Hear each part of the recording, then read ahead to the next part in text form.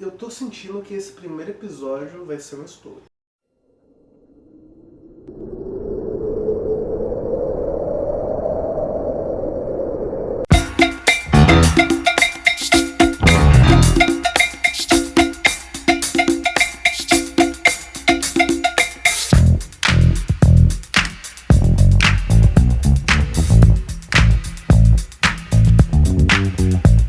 To the hip hop, the hip it to the hip hop, you don't stop the rocker to the bang bang boogie, say up jump the boogie to the rhythm of the boogie to beat. E o tema de hoje é a arma mais devastadora já feita pelo homem, a bomba atômica. É uma bomba, para dançar isso aqui é bom. E a primeira história é a história do Batman, desculpa, de um garoto que vivia na China na época em que os japoneses fizeram a invasão e acabaram colocando ele lá em Hiroshima, e dá pra saber mais ou menos o que acontece depois. O filme é dirigido pelo Steven Spielberg. Ele foi indicado a 6 Oscars e é simplesmente fantástico.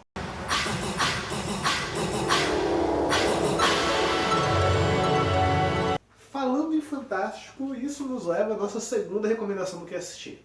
Doutor Fantástico, ou, se quiser ver a parte americanizada, é Doutor Strangelove. Dirigido pelo Stanley Kubrick, um grandiosíssimo diretor de cinema.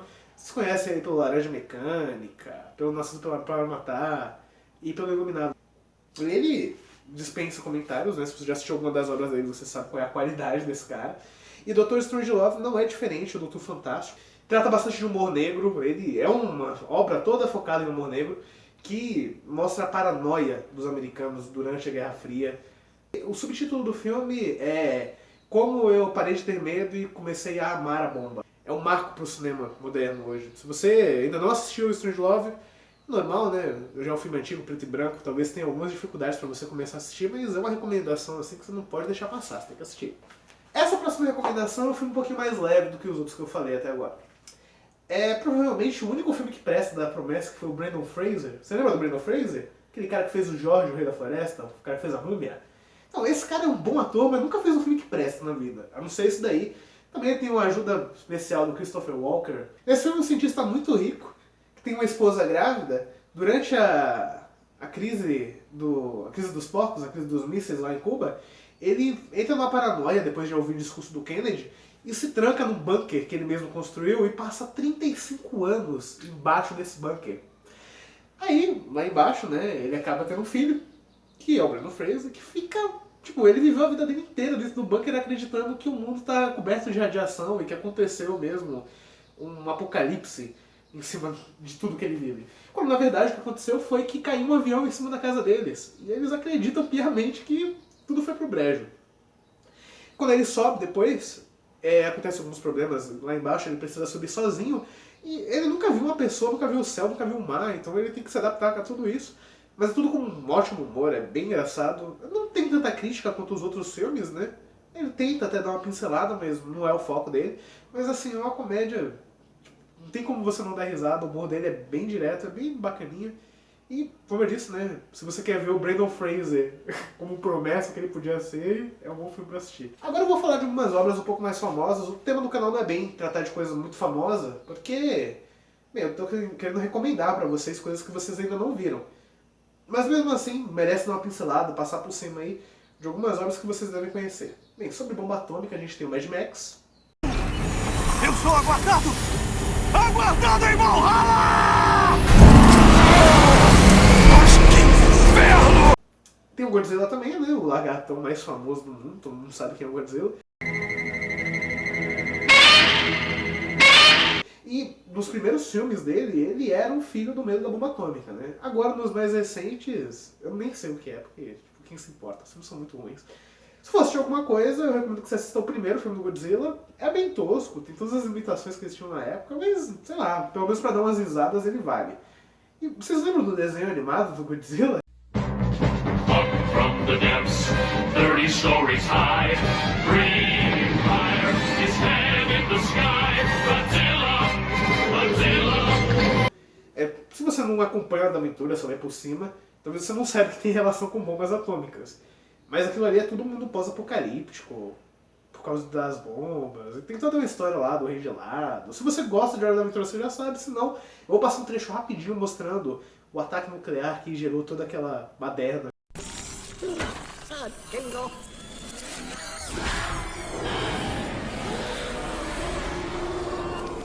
What's happening? Exterminador do Futuro, sendo que, pra mim, o segundo filme do Exterminador do Futuro é o melhor filme de ação já feito até hoje. Não tem filme melhor. E vai o trecho mais famoso de bomba atômica do Exterminador do Futuro.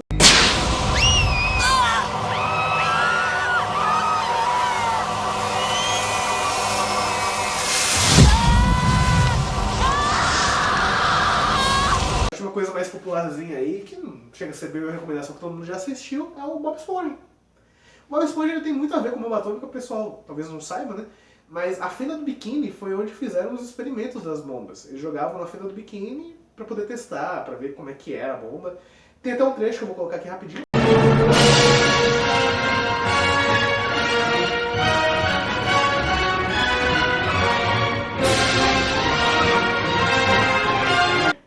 Então, basicamente isso, né? Eles explodiam as bombas e todos os personagens do Bob Esponja, eles são, sei lá, efeito da radiação, por isso que eles falam. E toda aquela loucura. É uma bomba para dançar, isso aqui é bomba. Depois de perder a sua esposa na bomba de Nagasaki, o Dr. Paulo Negai, ele tem uma obrigação de cuidar dos filhos que sobraram, seus 2 filhos que sobreviveram ao ataque. E é uma história muito triste, é o Sino de Nagasaki, assim, muito recomendado para você ver como é que é viver numa cidade totalmente devastada, não poder sair de lá, porque ele tinha leucemia e depois da bomba agravou o quadro da doença dele. E de cama ele teve que cuidar dos filhos. É uma história muito interessante. Você encontra ele em qualquer sebo da vida, você não deve pagar mais de R$20 no livro. Na livraria você até encontra, mas aí tem que encomendar, eu acho que é um pouquinho mais de trabalho. Sino de Nagasaki, da editora Fanboy, fica a recomendação. Jonathan Fettervorn, eu não sei como é que pronuncia. Esse cara teve uma ideia interessante que foi contar toda a história da bomba atômica, só que em quadrinhos. O nome do livro é Trinity, é uma graphic novel, na verdade, né? E não é muito difícil de achar também. Ele conta todo o processo da criação, desde o estudo nuclear até o desenvolvimento do projeto Manhattan, os testes das bombas na fenda do biquíni que eu falei anteriormente, todo o processo de como era trabalhar no serviço que é um serviço totalmente secreto, né? Um projeto que ninguém podia saber da existência. E toda a empolgação que os cientistas tinham de fazer. Porque isso é importante dizer, né? A bomba atômica ela foi devastadora, foi terrível, mas os cientistas que faziam a bomba, eles estavam empolgados, porque eles estavam desafiando qualquer coisa. Você poder fazer fisão nuclear é uma coisa assim, tipo, caramba. Hoje em dia é quase inimaginável, imagina na época, era um desafio pros caras e deu no que deu, né? Uma das melhores HQs de todos os tempos. Essa é fácil, hein? Essa é fácil. Vou falar o nome e você já vai saber o que é. Alan Moore. Isso aí, é o Watchmen. O Watchmen ele trata justamente, né, da época da Guerra Fria, só que com um toque de diferença que passa numa realidade alternativa, onde as pessoas se vestem de heróis e vão combater o crime na rua. O Projeto Manhattan, que eu citei anteriormente, ele é tido no Watchmen também, só que em vez deles criarem a bomba, eles acabam criando o super-herói, que é o Dr. Manhattan, aquele cara azul que tem um símbolo na testa. E acaba tratando tudo desse aspecto, só que com um quê de fantasia bem bacana. E bem sombrio também. É uma revista em quadrinho para mais de 18 anos, é fácil de achar, você encontra pela editora Panini. É bem tranquilo, vale a pena procurar. Se você ainda não leu o Watchmen, você também está esperando o quê, né? E por último, mas não menos importante, o meu mangá favorito. Nunca li um mangá tão bom quanto esse. Estou falando de Gen, do Kenji Nakazawa. Gen é uma história fantástica. Conta toda a trajetória da primeira, da segunda bomba, pelos olhos de uma criança, que é alguém. E, assim, tipo, eu não recomendo você ler se você está passando por um momento ruim na sua vida, se está com depressão ou alguma coisa do gênero. Não leia, porque é a história mais triste que eu já li na minha vida. Eu não consigo não chorar em cada edição, assim, é muito perturbador, é muito chocante. O traço dele é bem simples, assim, é até engraçado, chega a ser, sei lá, caricato, mas todo o conteúdo que tem nas páginas é devastador. Eu não vou falar nenhum spoiler, é claro. Eu recomendo muito você ler, se você não tiver lido ainda, pelo menos o primeiro volume. Se você comprar o primeiro volume, você vai comprar todos. Todos não, né? Porque, infelizmente, a Conrad, ele tá ainda lançando os volumes do game. São 10 volumes, Eles acabaram de ser lançados nos anos 80 lá no Japão, só que aqui no Brasil só chegou até o número 8.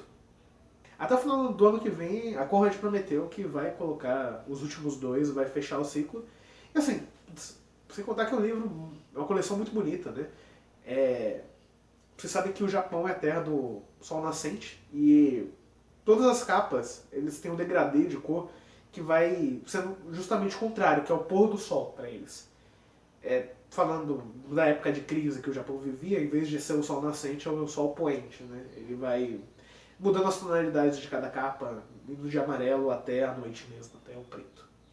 Vale muito a pena ler o game, se você ainda não leu. Tem o filme também, eu recomendo muito você ler o mangá. O filme eu nunca assisti porque eu não quero levar spoiler, vou acompanhar aos poucos. Mas assim, o game é primordial, mas é o que eu falei, né?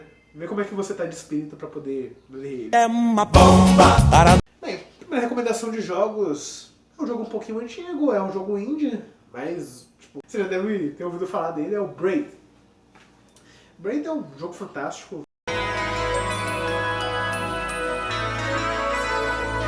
Ele é uma plataforma puzzle ao mesmo tempo, com toda a parte de voltar no tempo. Lembra um pouco o Prince of Persia misturado com Mario.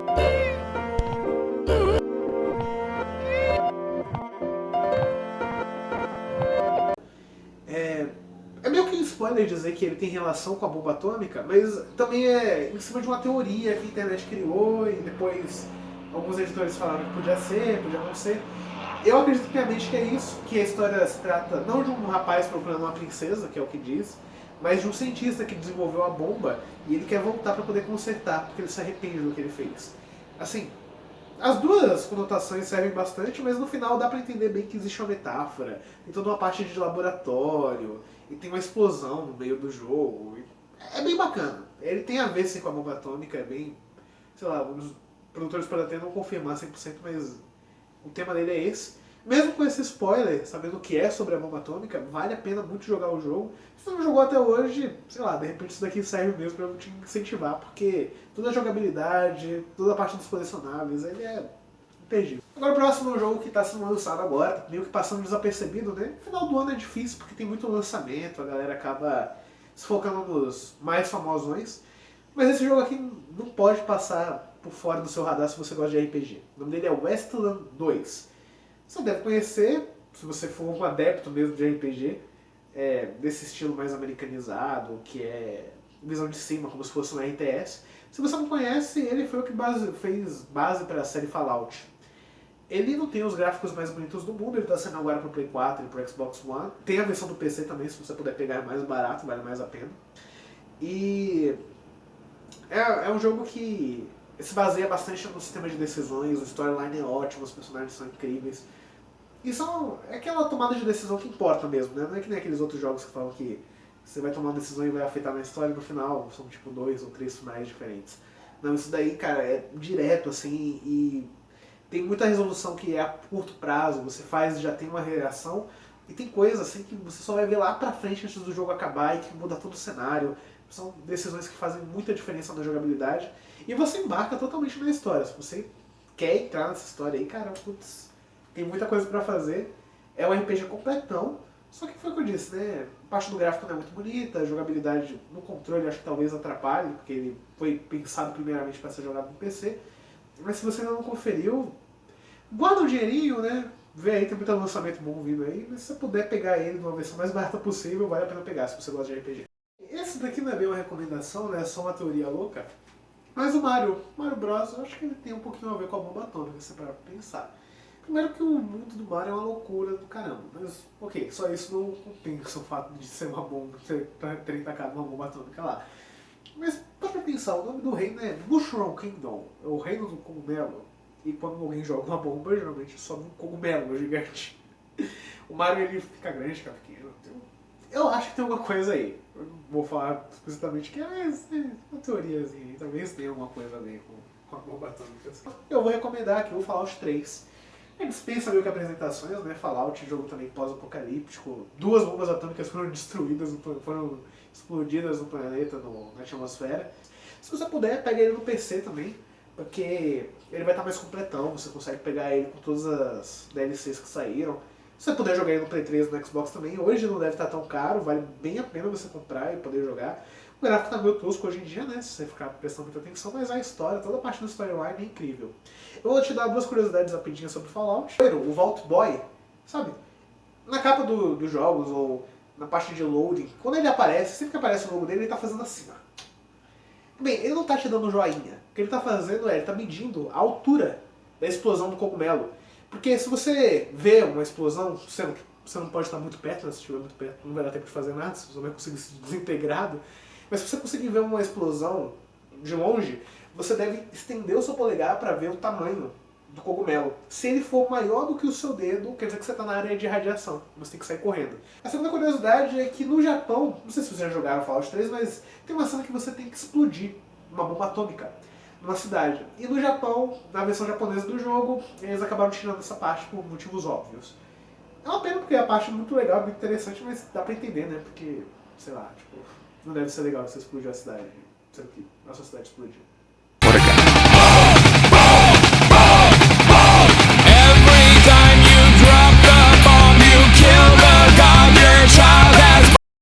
Esse jogo não deve ser novidade pra ninguém. Se você ainda não jogou, cara, o que você tá fazendo? Dá pra jogar ainda. É o Metal Gear Solid 3, Peace Walker. Ele trata da Guerra Fria, de tentativas terroristas de lançamento nuclear, bem estilo 007, só que em japonês também ao mesmo tempo. Não tenha medo, né, porque é o terceiro jogo da série, você pode jogar porque ele é o prequel, ele vem antes de todos os outros jogos, ele basicamente é o primeiro da cronologia oficial da série. Então, se você for começar por algum lugar a jogar Metal Gear, o ideal é que você comece pelo 3, o 3 já trata do nosso tema que é a bomba atômica, e é muito bacana, é um jogo assim impecável, um dos melhores jogos do PlayStation 2. Então galera, esse aqui foi o Convívio Pop, nosso primeiro capítulo. Você gostou? Então se inscreve aí, dá o seu curtir, acompanha o canal, vai lá na página do Facebook, dá dinheiro pra mim, eu passo a conta. É isso aí, a gente se vê na semana que vem. Gostei bastante de falar com vocês hoje, então até mais. Valeu!